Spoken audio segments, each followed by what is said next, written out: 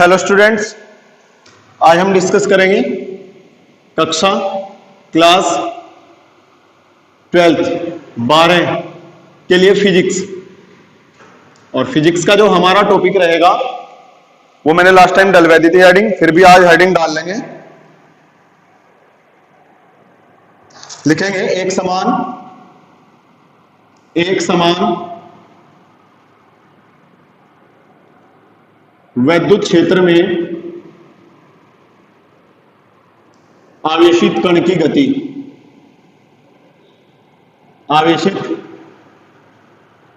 कण की गति, एक समान वैद्युत क्षेत्र में आवेशित कण की गति। ठीक है, हमारे पास क्या होगा, एक समान वैद्युत क्षेत्र होगा तो वहां कण कैसे गति करेगा, कोई कण कैसे गति करेगा, इस टॉपिक को आज हम डिस्कस करेंगे इस लेक्चर में। ठीक है, लिखेंगे माना m द्रव्यमान तथा q आवेश का, माना m द्रव्यमान तथा q आवेश का कोई कण एक समान वैद्युत क्षेत्र में स्थित है।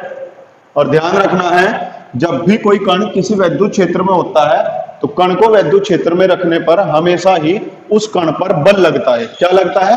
बल लगता है। और बल का फॉर्मूला आता है बल बराबर वो आवेश और जिस वैद्युत क्षेत्र में रखा है दोनों का गुणनफल। आवेश कितना लिया हमने? Q। वैद्युत क्षेत्र कितना लिया हमने? E।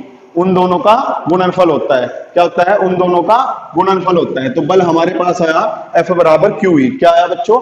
F बराबर QE आया। ठीक है, हमने बल निकाल लिया कि इतना बल इस पे कार्य करेगा। ठीक है बच्चों। अच्छा, कण जो है आपको पता है स्टार्टिंग में विराम अवस्था में होगा, फिर वेग कितना प्राप्त कर लेगा? वो v वेग। तो यहां लिखेंगे यदि कण विराम अवस्था से चलकर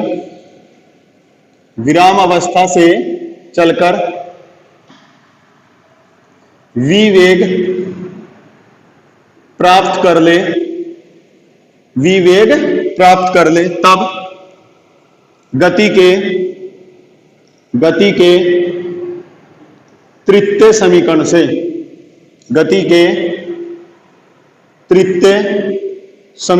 तो गति का तृतीय समीकरण क्या है? सभी बच्चे गति का तृतीय समीकरण कक्षा 9 में पढ़ लेते हैं। तो गति का जो तृतीय समीकरण होता है वो होता है v स्क्वायर बराबर u square plus 2as। v अंतिम वेग है, u इनिशियल वेलोसिटी मतलब प्रारंभिक वेग विराम अवस्था में तो होगा 0 प्लस 2a एक्सीलरेशन मतलब त्वरण, और s है दूरी। s क्या है बच्चों? दूरी है। तो जाएगा v स्क्वायर बराबर 2as। और आप सभी को पता है जो त्वरण हम निकालते हैं किसी कण का तो आपने फॉर्मूला पढ़ा हुआ है F बराबर ma। तो यहां से a का मान निकाल लेंगे तो आ जाएगा F बटे m। कितना आएगा बच्चों?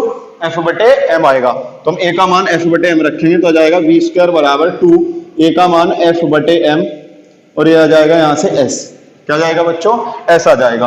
बटे वाला गुणा में जाएगा तो जाएगा mv स्क्वायर बराबर 2f गुणा s। दो गुणा वाला बटे में तो f गुणा s बराबर आ जाएगा mv स्क्वायर बटे कितना? 2। ठीक है बच्चों, f गुणा s आप सभी ने पढ़ा है। क्या किया गया कार्य बराबर होता है बल गुणा विस्थापन। ठीक है बच्चों, क्या गया कार्य किसके बराबर होता है? बल गुणा विस्थापन के होता है। और आपको पता है कार्य ही क्या में बदलता है? ऊर्जा में बदलता है। तो किया गया कार्य ऊर्जा होगा। किया गया कार्य क्या होगा? ऊर्जा होगा। तो इसकी जगह ऊर्जा लेंगे, और ऊर्जा हम या तो E लेंगे या K लेंगे, काइनेटिक एनर्जी K। तो जाएगा बराबर कितना? हमने F गुणा इसकी जगह E या K लिया है, बराबर में है 1/2 mv स्क्वायर। क्या आया बच्चों? 1/2 mv स्क्वायर। ठीक है, यह है कण की गति। जब कोई कण गति करेगा तो उसमें इतनी गतिज ऊर्जा होगी। उसमें क्या होगी बच्चों? इतनी गतिज ऊर्जा होगी। ठीक है, मैं ऐसा मान लूं कि कण गति करते हुए x विस्थापित हो जाता है। कितना बच्चों? x विस्थापन मान लेते हैं। ठीक है, यदि और x विस्थापन ऐसे जैसे यहां है और यहां है, ये दो बिंदुओं के बीच चला और इनके बीच जो पोटेंशियल है विभव कितना है? x, और दोनों बिंदुओं के जो बीच की दूरी है वो कितनी मान ली मैंने? x। यदि दो बिंदुओं के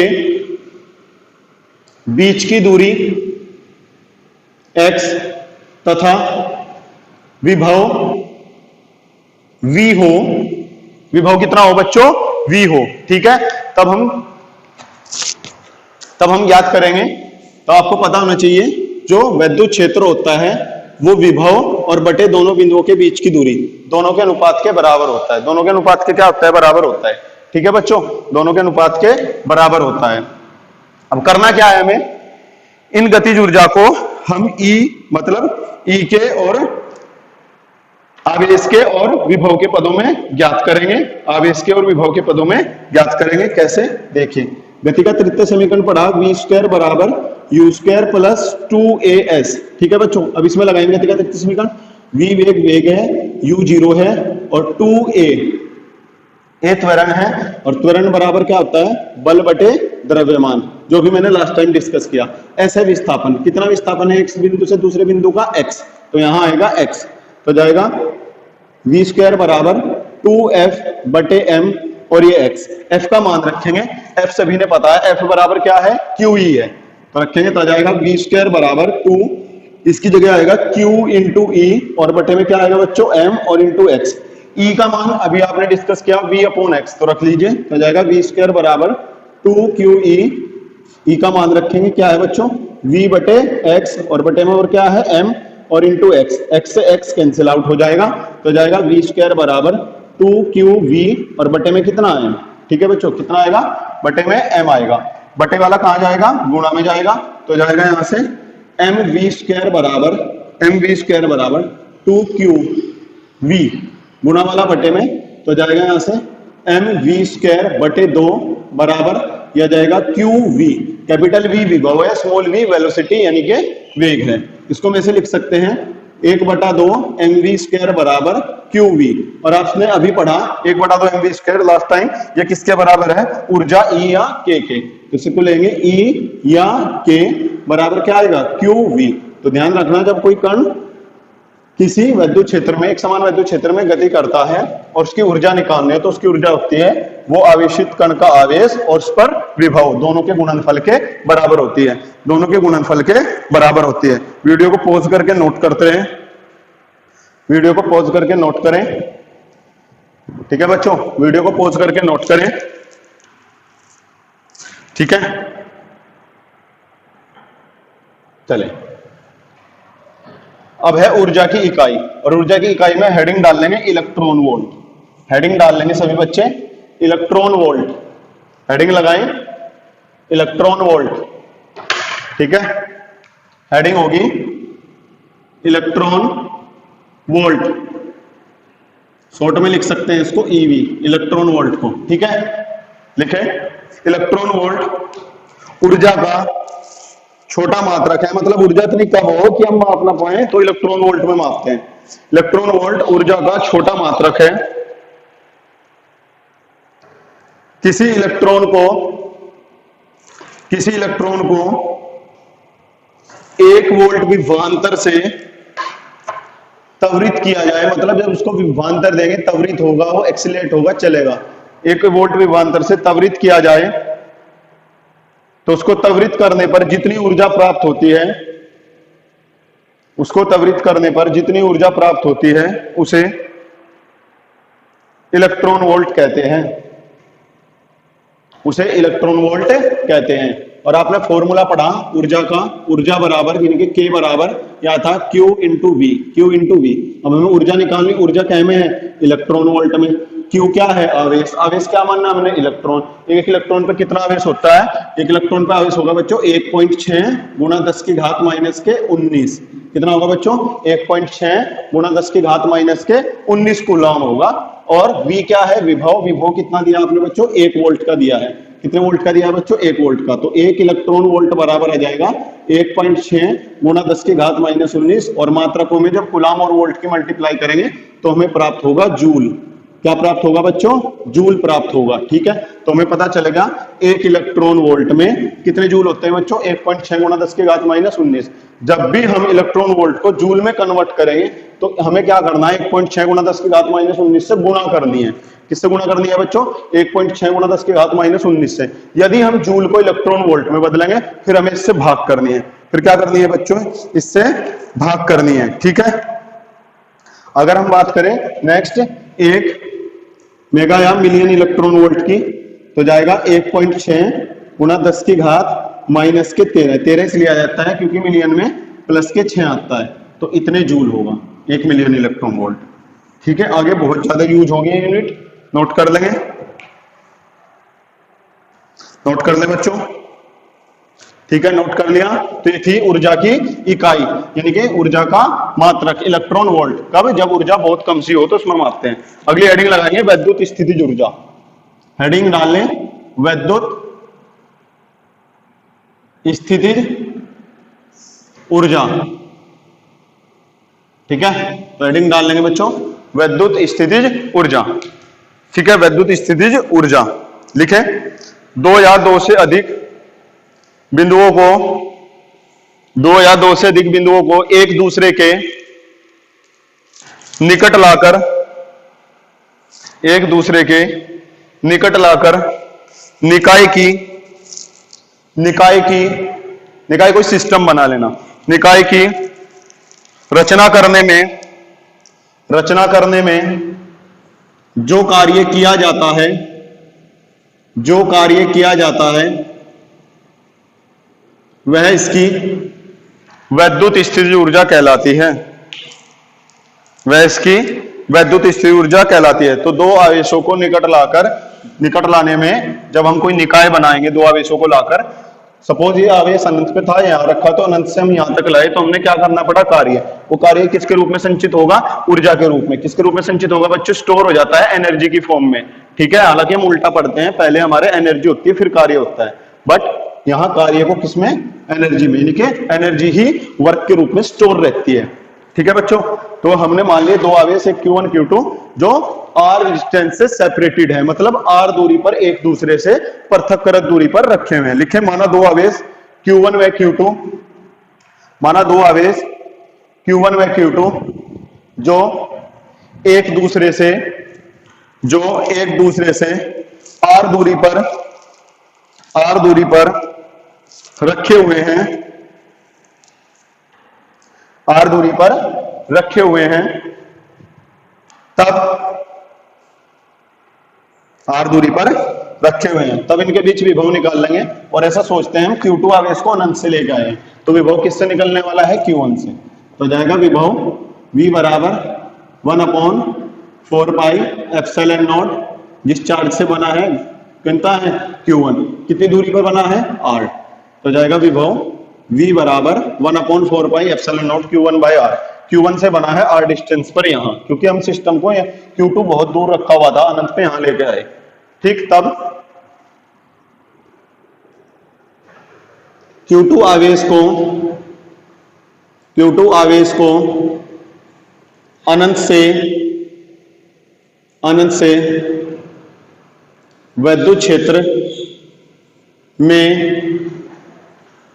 Q1 से R दूरी, R दूरी पर लाने में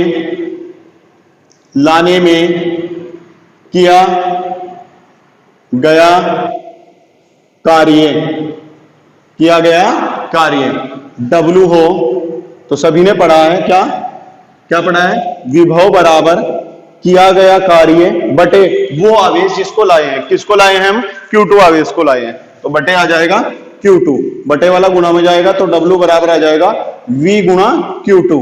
तो V का मान रखेंगे, W बराबर, V का मान कितना है बच्चों, 1/4 पाई एप्सिलॉन नॉट और Q1 बटे R इंटू Q2। तो जाएगा W बराबर 1/4 पाई एप्सिलॉन नॉट, या जाएगा Q1 Q2 बटे R, मतलब दोनों आवेशों के बीच की दूरी बटे में आनी है और दोनों आवेशों का गुणनफल। और किया गया कार्य, किया गया कार्य क्या है इसकी, वैद्युत स्थितिज ऊर्जा, वैद्युत स्थितिज ऊर्जा, इसे हम डिनोट करेंगे U से। किससे डिनोट करेंगे, U से। So U is equals to 1/4 pi epsilon naught, और यह आ जाएगा Q1 Q2 और बटे में क्या आएगा बच्चों, R। तो इतनी एनर्जी होगी, और आंसर क्या है, लिया जूल। नोट करें, नोट कर लें।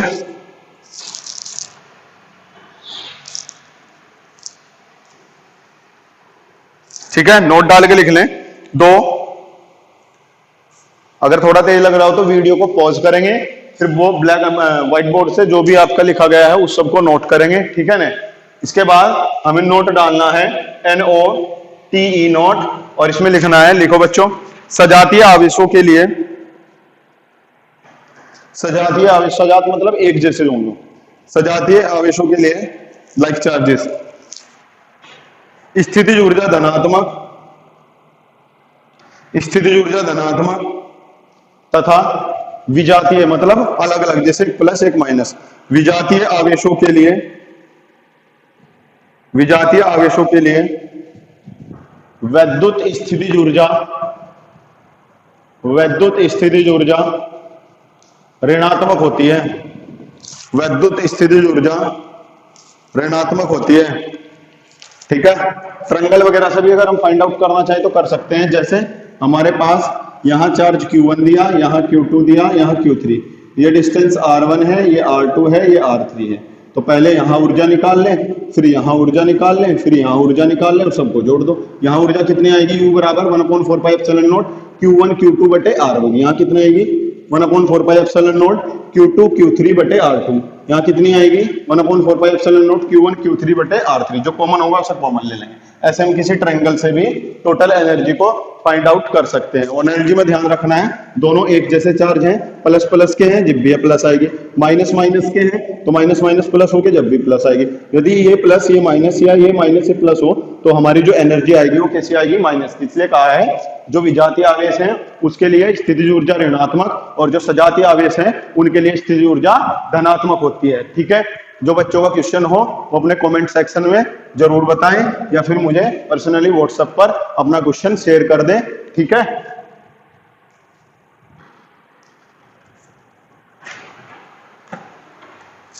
इसके बाद हम कुछ न्यूमेरिकल करेंगे, कल डिस्कस करेंगे कुछ न्यूमेरिकल का। इसके लिए आपको क्या करना है, जितने भी वीडियो हमारी पीछे आई हैं उन सबको देख लें चैप्टर की, क्योंकि न्यूमेरिकल में हम पिछले ही थ्योरेटिकल की बहुत सारी हेल्प की जरूरत पड़ती है, इसलिए आपको वो सब पिछला मटेरियल पढ़ने की जरूरत है, ठीक है बच्चों। Thank you.